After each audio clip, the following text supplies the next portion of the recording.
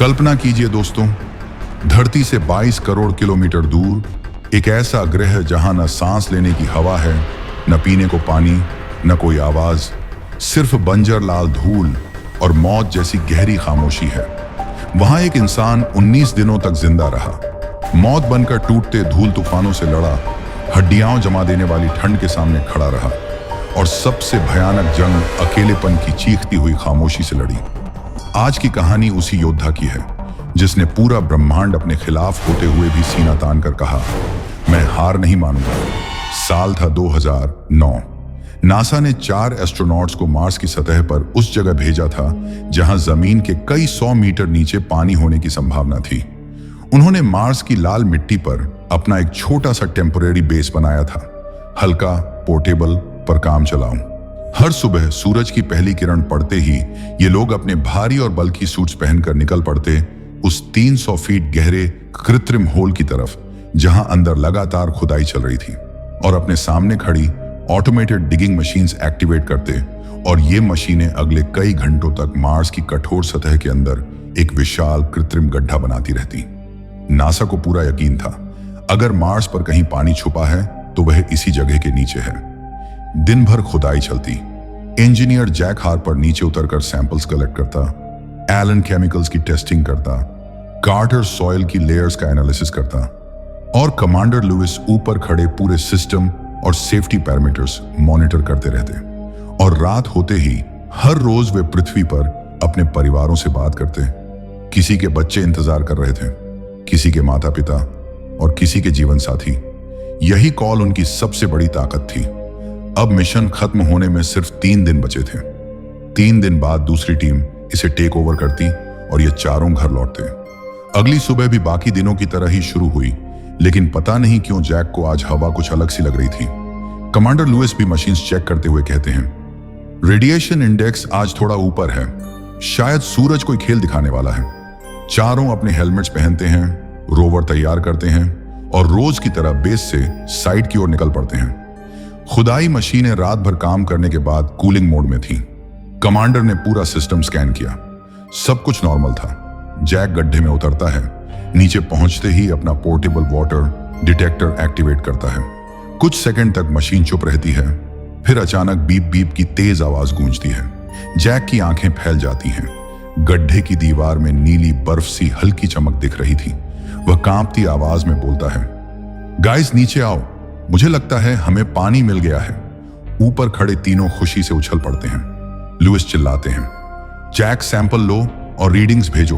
अगर यह सच में वाटर ट्रेस है तो हमने इतिहास रच दिया। जैक धीरे धीरे अपनी सैंपल ट्यूब से उस चमकते नीले हिस्से को स्क्रैप करता है, और तभी पूरा मार्स का आसमान एक अजीब सी सफेद चमक से भर उठता है। कमांडर चीखते हैं, सब लोग वापस चलो अभी।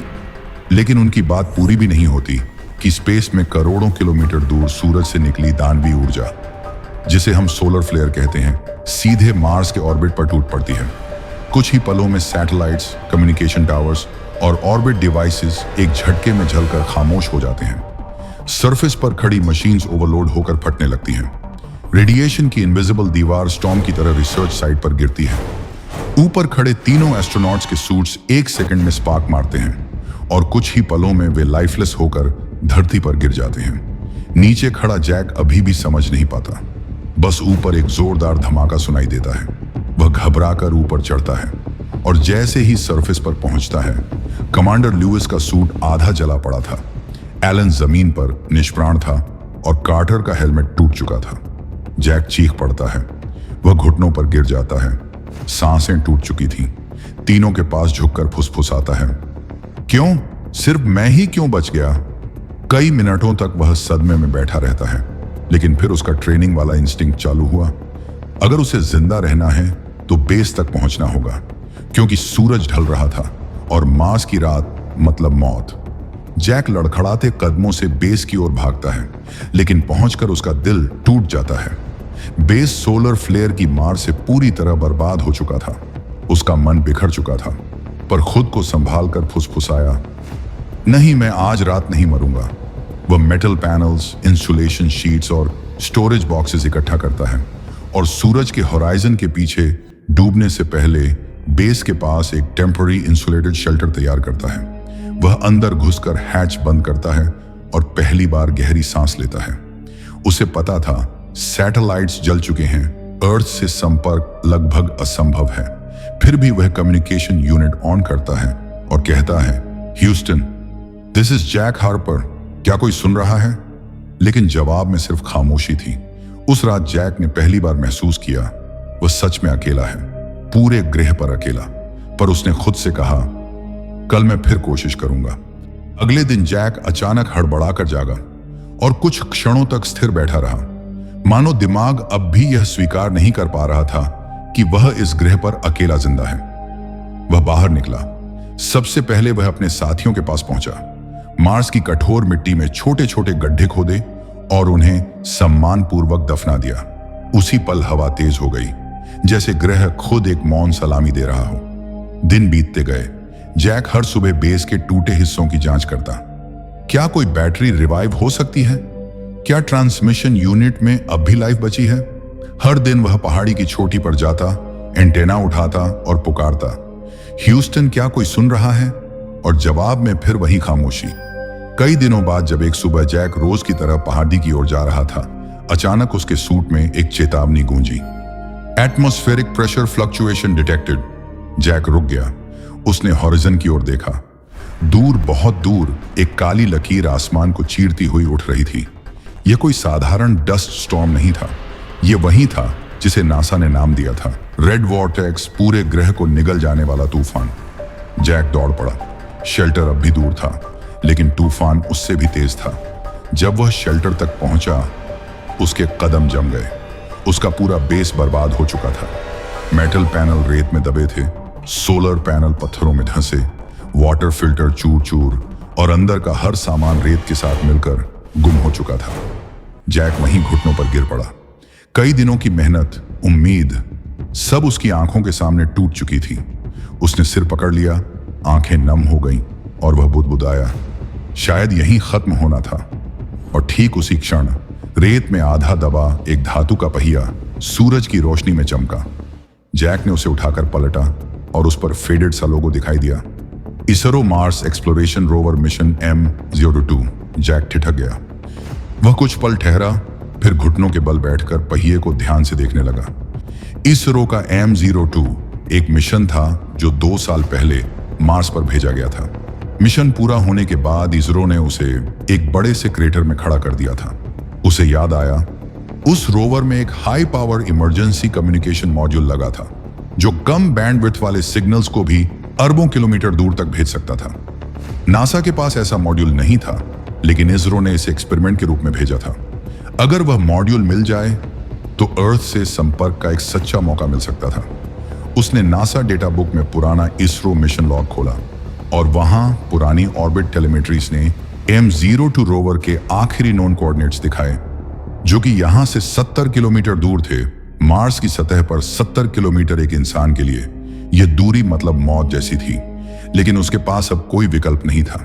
जैक ने चारों ओर बिखरे स्क्रैप को देखा, टूटे सोलर पैनल्स, मुड़ी मेटल शीट्स, सर्किट्स। उसके दिमाग में एक पागल सा विचार आया, क्या मैं इस सब से एक बगी बना सकता हूं? एक छोटा अस्थाई सोलर पावर्ड व्हीकल जो सिर्फ डे लाइट में चल सके। हाँ, यह पागलपन था, लेकिन यही उसकी आखिरी उम्मीद थी। जैक ने स्क्रैप को जोड़ना शुरू किया। पूरी जिद के साथ कई घंटों की मेहनत के बाद एक छोटी सी सोलर बगी तैयार थी। कमजोर मोटर, 4 पहिए, ऊपर सोलर प्लेट्स। यह केवल धूप में चल सकती थी और सनसेट के बाद 1 इंच भी नहीं हिलेगी। रात बिताने के लिए उसने एक छोटा टेम्पररी शेल्टर भी खड़ा किया, जिसमें वह मुश्किल से समा पाता था। लेकिन आज पहली बार उसके अंदर डर नहीं, दिशा थी, मकसद था। कल सुबह वह 70 किलोमीटर दूर इसरो रोवर को खोजने निकलेगा, जीवन के लिए, घर लौटने के लिए। सुबह की पहली रोशनी जब मार्स की लाल सतह पर पड़ी, जैक पहले से तैयार खड़ा था। उसने ऑक्सीजन सिलेंडर कसकर बांधा, टूलकिट पीछे रखा और बग्घी के कंट्रोल पकड़े। जैक ने बग्घी को चालू किया, हल्की वाइब्रेशन, थोड़ा झटका और बग्घी आगे को बढ़ चली। यात्रा शुरू हुई। बग्घी की रफ्तार बेहद धीमी थी। हर उभार पर उसकी जॉइंट्स चरमराती। कई बार उसे लगता कि बग्घी खुद उसकी तरह हाँफ रही है, पर वे दोनों एक दूसरे को खींचते हुए आगे बढ़ते रहे। 5 घंटे बाद दूर होराइजन पर एक मेटालिक चमक उभरी। जैसे जैसे बगी करीब आई, धड़कनें तेज होने लगी और फिर वहां था इसरो का हिस्टोरिकल रोवर M02, जंग लगा हुआ और आधा टूटा। जैक ने बगी रोकी। रोवर एक गहरे क्रेटर में उल्टा पड़ा था, लेकिन जैसे ही वह करीब पहुंचा, सारी उम्मीद एक झटके में जमीन पर गिर पड़ी। कम्युनिकेशन मॉड्यूल गायब था। रोवर का दिल किसी तूफान ने उखाड़कर कहीं फेंक दिया था। जैक की सांस कुछ पल के लिए रुक गई। यहां तक पहुंचने में उसने सब कुछ दांव पर लगाया था।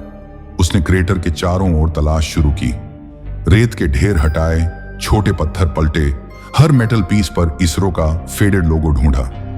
समय निकल रहा था, धूप झुक रही थी और तभी एक चट्टान के पीछे धूप में हल्की सी चमक उठी।